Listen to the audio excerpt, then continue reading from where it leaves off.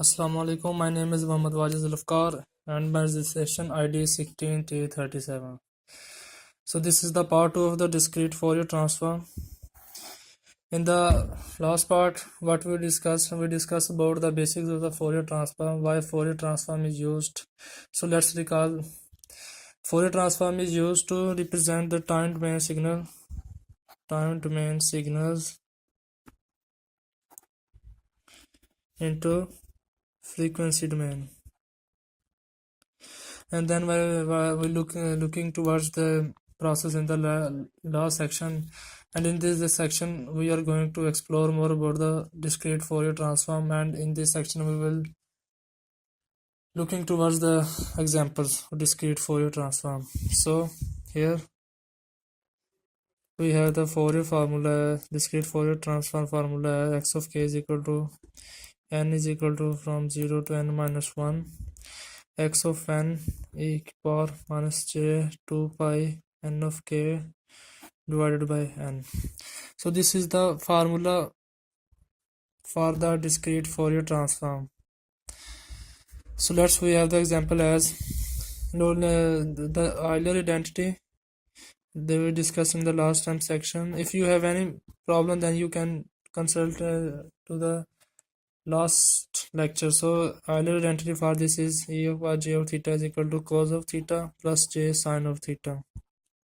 This is the Euler identity. So here in this example, so let's start our discussion. X of n is equal to 1, 2, 1 and 0. So 1, 2, 1 and 0. This is our signal samples. So here index is 8, this is index x0, this is at index 1, this is at index 2, this is at index 3.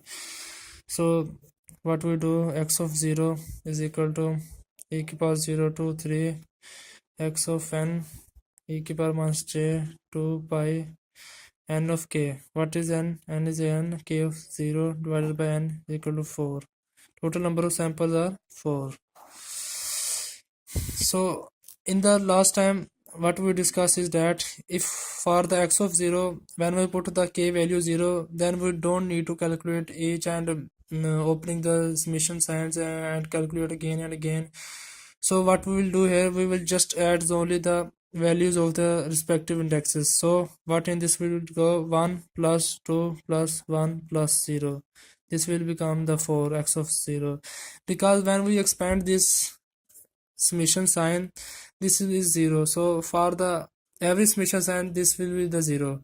For n of 1, this will be the 0 will remain same. N of 2, this will remain same. N of 3, this will remain same. So 0 multiplied by something is 0. So it will remain same in all the summations opening. So what we'll do here, we will just only simply adding the values of the respective index. So this is our first value, x of 0, and x of 1 is equal to x of 0 to 3 x of n e to power minus j 2 pi n of 1 divided by n is equal to 4, capital N is equal to 4. So let's open a summation.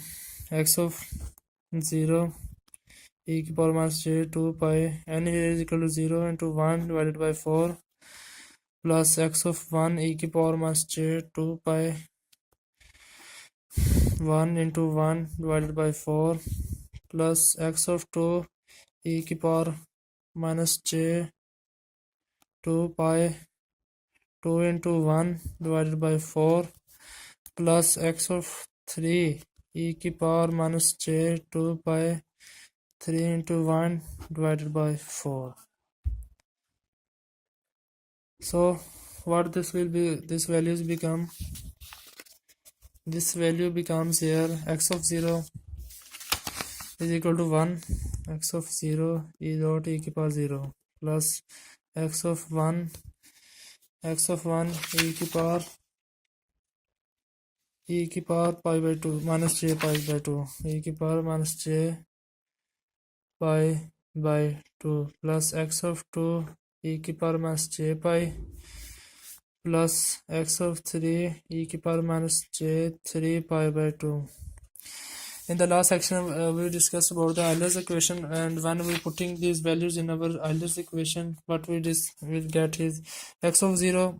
What is the x of 0 value? This x of 0 value to the respective, this is the index value, and the index to the respective is 1. X of 1 is equal to 2, x of 2 is equal to 1, x of 3 is equal to 0. So putting this value, we get it as x of 0 is equal to 1 dot 1 plus x of 1. What is x of 1 is equal to 2 dot e की power minus j pi by 2. What is the value of e की power j pi by 2?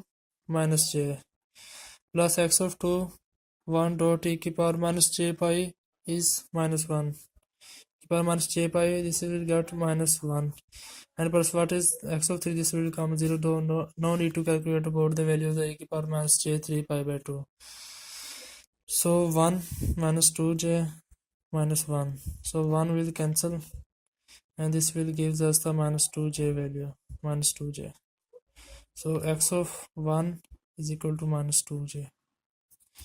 Similarly, for the x of 2, what we'll get here, x 0 to 3 x of n e की power minus j 2 pi n of k divided by n. Here what is the k? K is 2, so we will put here 2, and again we will put all the values of 0 1 2 3 by opening the summation. What we will get here? We will get here the values of 1 plus 2 into minus 1 plus 1 into 1, and x of 3, this is the value again 0, so no need to calculate about this.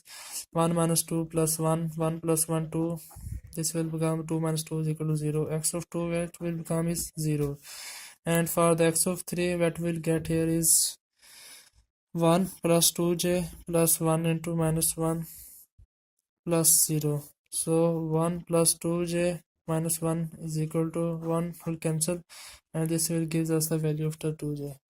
So we get here the values as x of 0.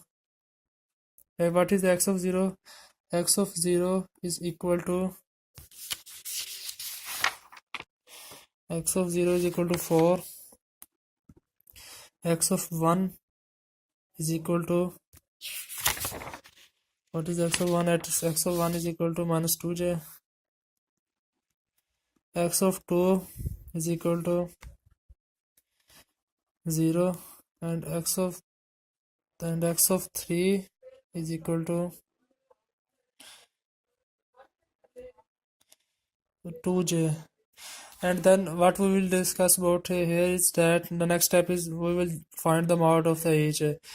Real part, we will find just a mod of the real part.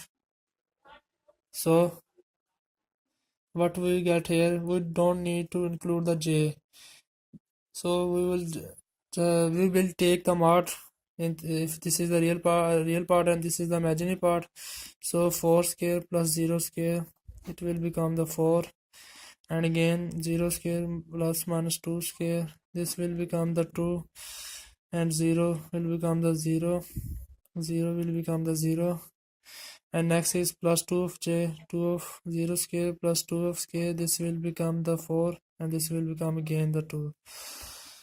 So this is our value. So now let's look at the question again, and the next thing I will describe it later. So we have the function x of n is equal to 1 2 1 0, 1 2 1 0, and the respective indexes values are the 0 1 2 3. We know about the formula, which is the x of k is equal to k of n minus 1 n minus n of minus 1 x of n e की power minus j 2 pi n of k divided by n. Using the Euler's identity, we will first put the value of x of 0. What we will get here is 4, and then we will put the value of x of 1. What we will get here is minus 2 of j in the next section, and then we will put the value x of 2. What we will get here is 0, and then we will put the value of x of 3. What we will get here is 2 of j, and again in the next step, what we'll do, we find the mod of the h of functions and the values which we get here. So in the next section, what we're going to do is we will plot our section as at 0 1 2, and this is 3. So at 0, what we'll get here is 4. For example, this is 4, So at 0 this will mark as 4. At 1 what we'll get here is 2. This is 2. At 2 what we'll get here is this is 0 0. This is 0. And at 3 what we'll get here is 2. So this is the mark of our respective index. For example, let's we have the function. There is something to understand, so listen carefully. Here is, for example, we have the function whose sampling frequency is 8 kilohertz. So what we do know about the Nyquist theorem? Nyquist theorem says that the sampling frequency should be twice the maximum frequency. The sampling frequency, f of s is the sampling frequency, and f max is the maximum frequency. What does the Nyquist theorem say? This theorem says that the sampling frequency should be twice the maximum frequency. So we have given the sampling frequency 8 hertz. Then we can calculate the maximum frequency as f of s divided by 2. So f of s is equal to 8 kilohertz divided by 2. What we'll get is 4 kilohertz. So our maximum frequency for the sampling frequency of 8 kilohertz is 4 kilohertz. So this is the end of this lecture. If you have any doubt and query, then leave me in the comment section. I will be happy to address this. Thank you very much.